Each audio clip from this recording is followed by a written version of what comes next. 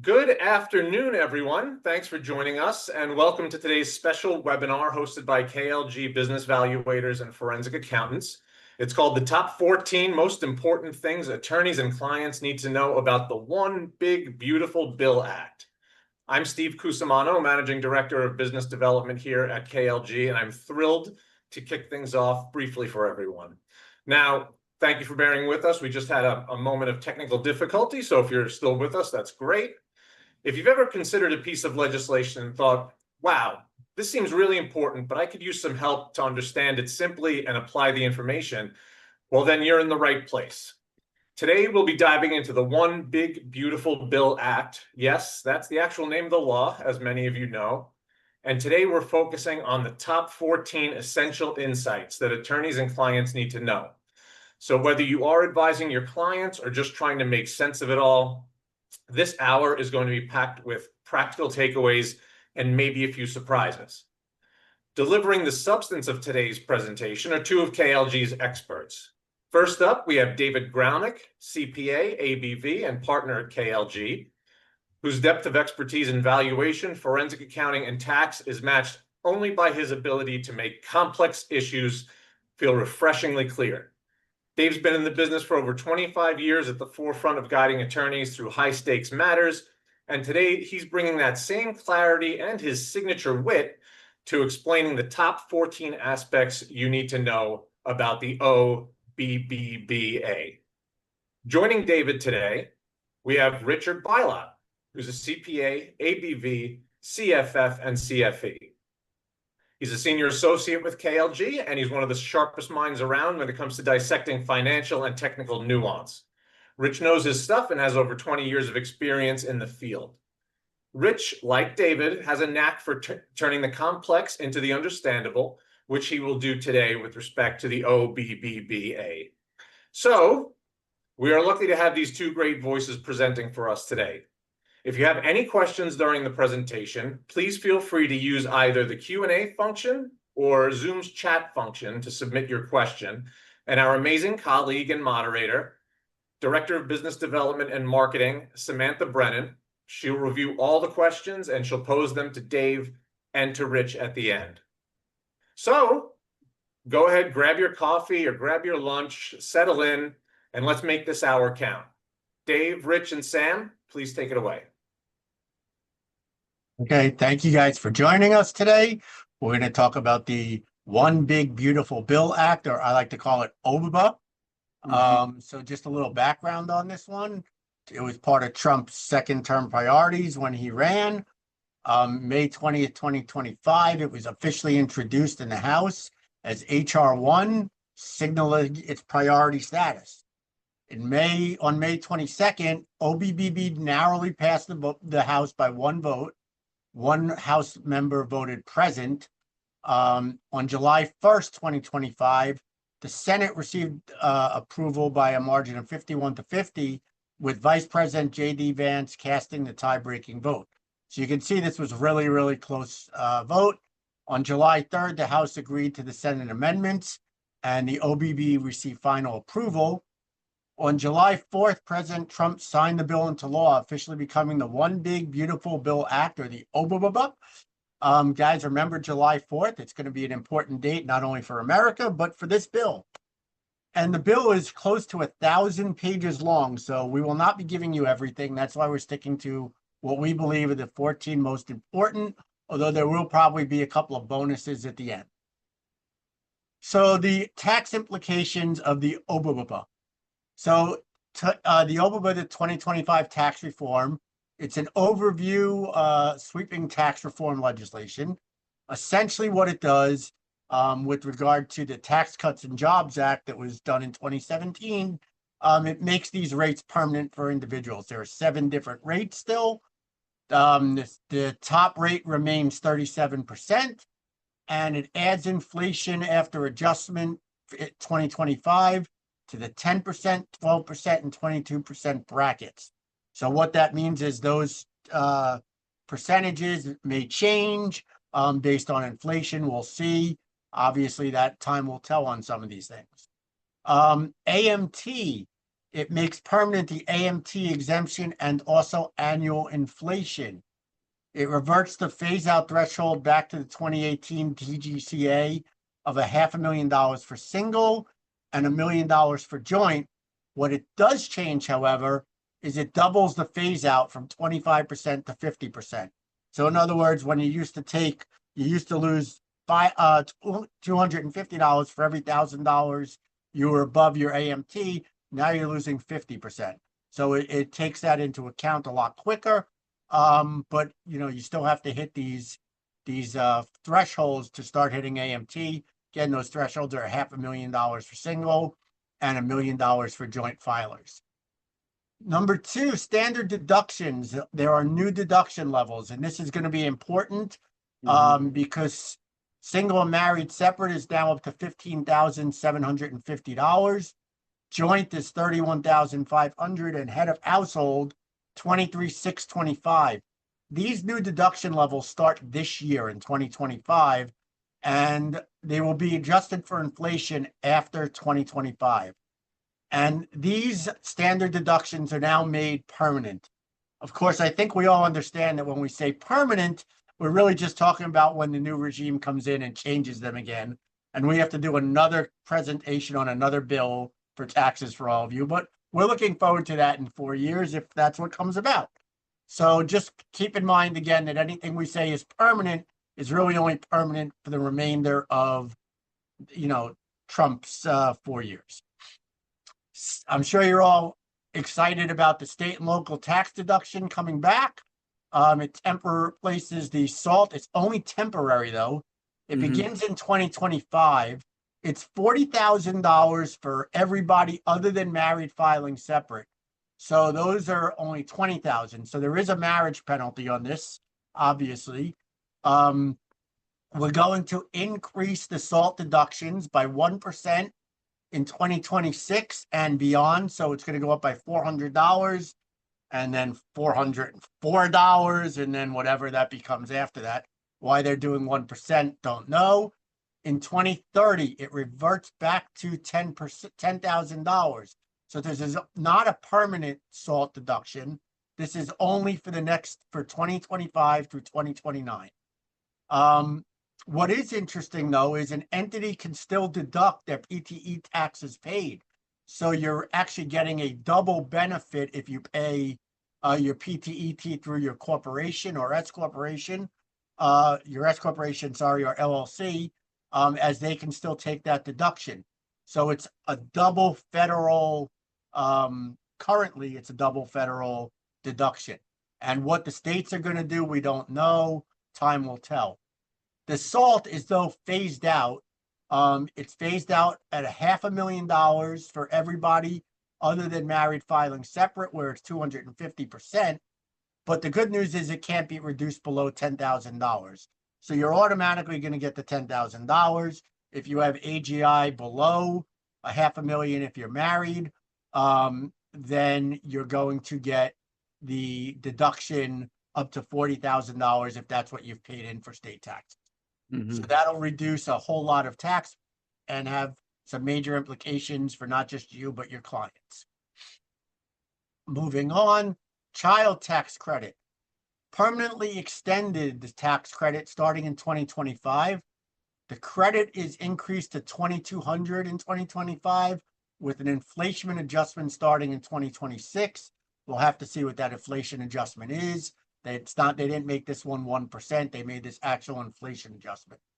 $1,700 of this credit is refundable starting in, and then the inflation on this is going to be, an inflation adjustment on this starting in 2022. The phase out threshold is permanently extended. So there are phase outs on this where you'll lose it. They permanently extended the non-child tax credit of $500. So for like grandparents or something like that, but they have now included that you must include both your social security number and your child or whoever you're taking the deduction for social security number in order to get this deduction. We will see this as a theme throughout the entire bill as well. It's, kind of Trump's way of shutting down the immigration issue. he put it in for tax credit. So the most interesting thing to me is this new Trump account. For any child born between 2025 and 2028, the government will contribute $1,000 into an account that would grow tax-free, basically, or tax-deferred, sorry, until they're at least 18 or take the distributions. Parents can add up to $5,000 each year. Contributions, though, on this cannot begin until July 4th, 2026. I told you July 4th was going to be a theme. It's exactly a year from the start of the bill. Don't know why they did that. There's going to be an inflation adjustment starting in 2028. Not sure if that's going to be January 1st or July 4th. We'll find out. The contributions we make are not deductible, so it kind of acts like a Roth for a child. In order for these accounts, though, to be eligible, there are some certain things that must be followed. First of all, you cannot take a distribution prior to 18 years old for the child. So they cannot take that money out until they're at least 18. And they must be in eligible low-fee, non-leveraged mutual funds or certain ETFs. So there are certain restrictions on what they can invest in. They can't invest in high leverage stocks and things like that. Employers can contribute $2,500 to accounts, which will be inflation adjusted in the future. And as I said, this grows tax deferred until withdrawals are made by the beneficiary. So if they keep this money in for, until they're 50, they're going to have a lot of tax deferred savings that, that grew. And if they keep it till they're retired, almost like a retirement plan, that could be a very good tax, tax savings for them in the future. Mm-hmm. Rich is going to take over for a little bit. He's going to talk about some interesting things with regard to tips and other things. So Rich, you're up.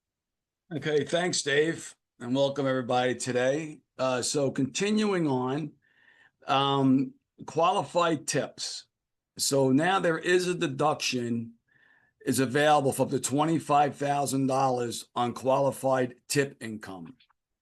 And if you receive $30,000 in tip income, you can deduct up to $25,000 of tip income and you'll pay tax on the $5,000.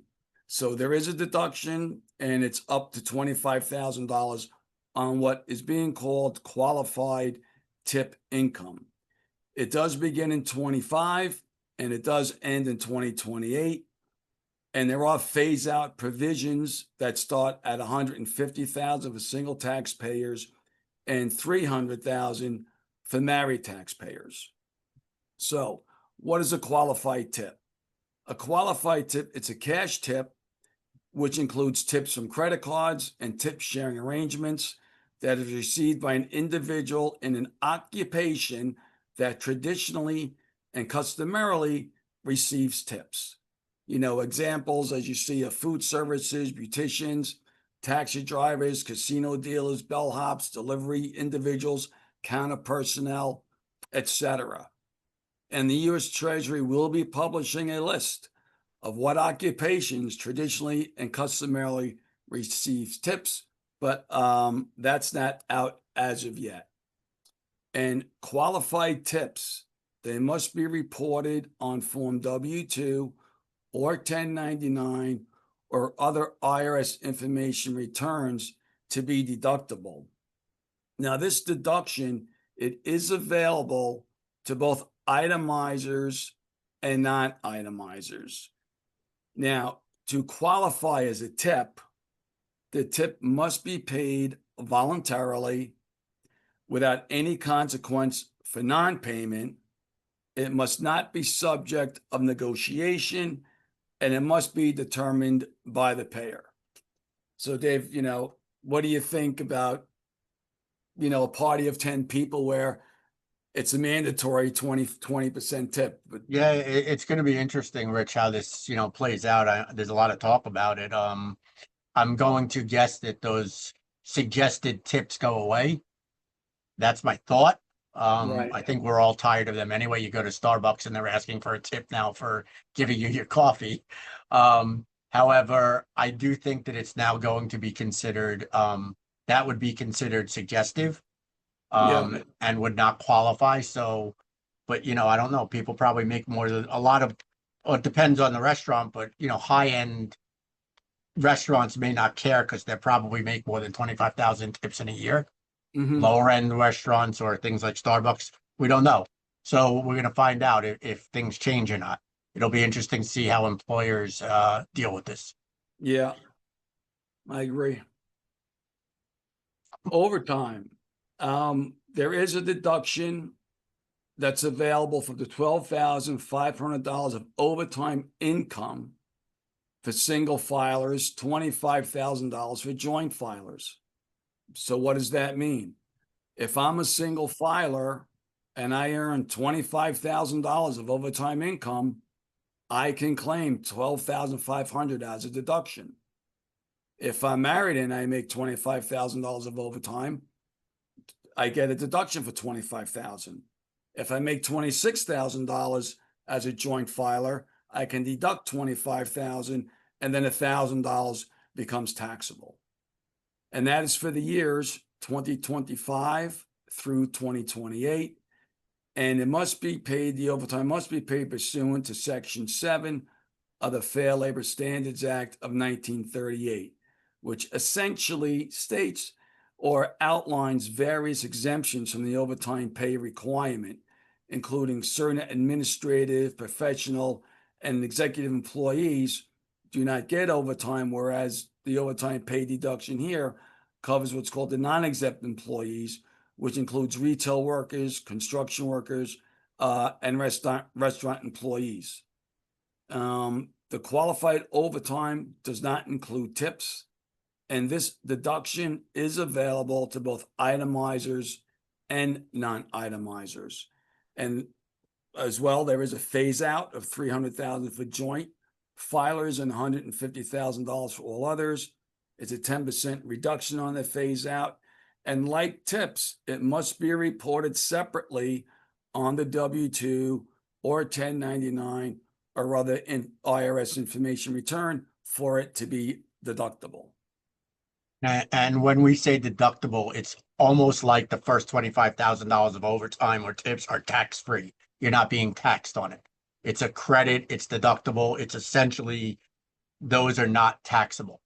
The first 25,000 on either of them. Right. Which is probably, I haven't seen the form yet, but it could be an adjustment to, adjusted gross income to just the adjusted gross income. Yeah. We'll see if the forms get out on time this year. Yeah. Okay. Qualified resident interest. It makes it permanent extension of the 2017 TCJA, the reduction of the maximum amount of mortgage debt that you can have mortgage interest. So it's $750,000 of mortgage debt versus the $1 million, which was pre-TCJA. What does that mean? If I buy a home today, and I have a mortgage of $1 million, the first $750,000 of interest I pay in the principal is deductible. Anything north of that is not. There's $375,000 married filing single, and the bill permanently eliminates home equity interest as a deduction. There's many individuals that used to borrow home, from their home to put an extension on, or borrow from their home to buy a summer home. That interest it's permanently eliminated, but it does treat mortgage insurance premiums as qualified resident interest starting in 2025. What's also new is car loan interest. And again, from 2025 through 28, it excludes qualified passenger vehicle loan interest from personal interest. So as many of you may remember or know, that personal interest hasn't been deducted for many, many years. Now, if you buy a qualified passenger vehicle, you can deduct the interest on it. The qualified passenger vehicle loan interest that you pay or accrue on new debt after 12/31/24 on a passenger vehicle for personal use is allowed as a deduction. The deduction is limited to $10,000 and is phased out 20% for AGI, exceeding $200,000 for joint and $100,000 for others. So I guess a qualified passenger vehicle is the car must have final assembly in the US and the original use is with the taxpayer. And in order to get the deduction, you must, or your tax preparer must include the vehicle identification number on the tax return. I'm not a boring guy, but I did go out this morning and count the characters on my registration, and it happens to be 17 characters. So if I buy a car in 2025, a new car, I'm going to probably have to photocopy my registration, forward it to my accountant so him or his staff can input 17 characters so I can get my X amount of interest deductible on my return. Right. And whether just, the IRS does anything with the vehicle identification number to cross-reference, don't know yet, but it just could be a deterrent for people claiming the deduction, but I just don't know as of yet. right, just keep in mind that leases do not qualify for this, and purchases of used or pre-owned cars do not qualify for Right. this as well. Has to be a new car purchased after 12/31/24, and it must be final assembly in the US. So there are some interesting rules to go along with this. They also got rid of the electric vehicle interest that you used to get. That's gone. So As well as certain credits as correct, well. correct. So all of that, the electric vehicle stuff is all gone and added the tax return now. So moving on, charitable contributions. It permanently provides non-itemizers with an annual charitable contribution, 2,000 married, 1,000 for all others. So if you do take the standard deduction, in addition to the standard deduction, you can get an annual charitable deduction as well. As long If as you made the charity. Right. Exactly. Itemizers, you must hit a 0.5% of AGI and contributions to be allowed. If you don't hit that and you do make contributions, you can carry it forward under this section. And the 60% AGI limit on cash gifts is now made permanent. And these rules start in 2026, not this year. So we got to wait a year for these to all come in. Yeah, so you have things that hit between 25 and 28 on a July 4th or in 26. Correct. Itemized deductions and the QBI. The bill permanently eliminates the 2% miscellaneous itemized deductions. And basically these deductions were for job-related expenses, professional dues, tax preparation fees. But it did modify the definition for 26 to remove the educated expenses. And now in 26, certain educators are included where they'll be able to deduct some of their business expenses. The QBI, the 20% deduction, is permanently extended. Now, the QBI, just so to let some of the listeners know, it's the qualified business income deduction for certain pass-through entities, whether it's a partnership, a Schedule C filer, or an 1120S. Because as Dave mentioned before, the top personal tax rate is 37%. A C corporation tax rate is 21%. So the QBI tries to equalize the tax impact between the two rates. And as it says, the phase-in range is increased from 100,000 to 150,000, and the minimum deduction of 400,000 applies to any business with active QBI of $1,000 or more. And I'd hate to tell us, but all of us professionals, we still don't count as QBI. So lawyers and accountants, we're not going to qualify for it.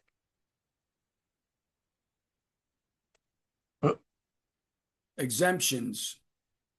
It permanently decreases the personal exemption to 0 unless you qualify for temporary senior status. And what does that mean? Anyone 65 or older in 2025 through 2028 will receive a $6,000 senior deduction. And like many other items, there are phase outs at $150,000 for married, $75,000 for all others. Married taxpayers must file married and to receive. And as Dave said, some of these things, you must have a valid social security number. Right. So you can't file married separate and then one person who has all the income, so the other person gets the extra $6,000 deduction. That is not allowed under this bill. Okay. All right. Everyone who knows me knows I'm going to be talking about gambling losses here. Versus gambling winnings. Versus gambling winnings. Sure. So they have changed the rules on gambling losses. We used to be able to take 100% of our losses against our winnings. It is now limited to 90% beginning in 2026. So essentially, because only 90% of your gambling losses are recognizable, even if you have losses that exceed your winnings, you may be paying tax on them. I gave a quick example here. So if you make $100,000 in winnings, no, I don't do that. I would love to. And your losses total $100,000. No, I don't have those as well, Rich. Thank you very much. Your taxable winnings are a net 10,000 because you only get 90% of that 100,000. So essentially, you'd be paying tax on $10,000, even though you didn't really win any money. The rule is technically the lesser of 90% of your losses or your winnings. So if you had, say, $100,000 in winnings and $200,000 in losses, I believe you're going to be safe. But people should try to avoid doing that. Professional gamblers now are, I know, very unhappy because expenses are now a part of gambling losses. So where they used to be able to write off all their travel and, stuff that they did for purposes of gambling, they no longer are able to do that in excess of their winnings. So realistically, they're going to lose there's going to be a lot of tax implications for those type of people, more so than the rest of us who don't have huge winnings. But, if you get lucky one time, you're probably going to pay a decent amount of tax now, even if you have losses that are approximate to your winnings. Moving on, depreciation and expensing. So for businesses, we now have the 100% bonus depreciation is extended through 2030. This is only for property acquired after January 19th, 2025 and before January 1st, 2029. If someone wants to explain to me why it's January 29th, I guess that's inauguration day. So I guess, people might have known that this was coming, so he gave them the benefit. Section 179 limits are increased to $2.5 million with phase outs at $4 million. And inflation on these numbers is going to start in 2026. So these numbers will go even higher. So we may see, large businesses that we value with huge depreciation. That's going to continue for a while. Qualified production property is now 100% depreciable. But you have to construct a manufacturing facility in the U.S. between January 19th, 2025 and January 1st, 2029. And this qualified production property has to be placed into service between July 4th, 2025 and January 1st, 2031. So these, there's some good, if you're building a manufacturing facility in the U.S., there's some interesting depreciation that you can take, which will help you limit it, your income. Research and development credits. Research and development expense in the tax years after 2024, domestic research and development expenses can be immediately deducted. It used to be you had to capitalize them. Now you can deduct them immediately, although you can still elect to capitalize it over 60 months. So that's things we'll have to look into now. Businesses with $31 million or less of average gross receipts may retroactively deduct it to year 2022. So we may see people filing amended returns for to get their R&D credits. And foreign R&D costs are still amortized over 15 years. That did not change. This is really for domestic. Trump's trying to get people to invest in the US. So it's really for domestic expenses and not foreign. And Rich, take us away at the end of this. We're going to give you some bonuses, as we said. Yeah. So it permanently raises the bill permanently raises the federal estate gift tax and generation significant transfer tax exclusion to $15 million starting in 2026. I believe it's about 13.9 now. And it is inflation adjusted starting in 2027. But that is only federal. The state is still up to the state. So Right. if you're doing estate and gift taxes, obviously this will be an issue. And I'm sure the accountants would love this one, and probably some IRS employees, only because they don't have to do the processing. The 1099 threshold, it raised from $600 to $2,000. So if you paid a carpenter, an electrician, or somebody $1,000 in the past, you'd have to issue them a 1099 to secure the deduction because it was in excess of $600. Now they raised that to $2,000, and it is inflation adjusted in future years. And just because someone doesn't receive a 1099 doesn't mean they don't need to report the income. Or you can't deduct it, depending on which way it goes. Mm-hmm. Sorry about that, Rich. Yeah, I think there was one more. Oh, yeah, the 529 plan expansion, and it's effective 2025 for distributions made after July 4th of 25, which includes curriculum materials, tutoring, fees for college entrance exams and AP tests, educational therapies for students with disabilities. Post-secondary was expanded to include certain credentialing expenses starting on July 4th of 25, and K through 12 distributions increased from $10,000 to $20,000. So essentially what that means is when your clients have a 529 plan and they send their kid to college and there's money left over, it now pays to keep it in possibly because they're going to start and try and take a CPA exam or the bar. They can use this money tax-free now to take these credentialing expenses, or you can even pay your fees for your college entrance exams and AP tests with it. So people will start taking it out a little early now. So you may see people increase what's in the 529, who knows, but it happens to be some interesting things to go along with the 529 plan here, which should help out people, paying for our post-secondary stuff. Yeah, there are benefits. Yes. And those are the main points. Sammy, we have any questions? Not yet. I think let's just give it one more minute. Yep. Let's wait a few minutes for questions, see if there are any. Of course, guys, there's a whole lot of other stuff in the bill, but a lot of it is not really pertinent to what we all will do. So we wanted to keep it to these main issues for you. But we have a question or two. Yes, we can send you guys a copy of the deck.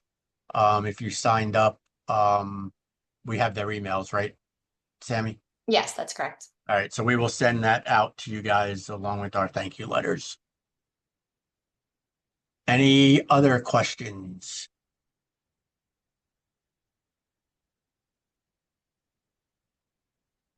Does OBBB impact topics relevant to valuations?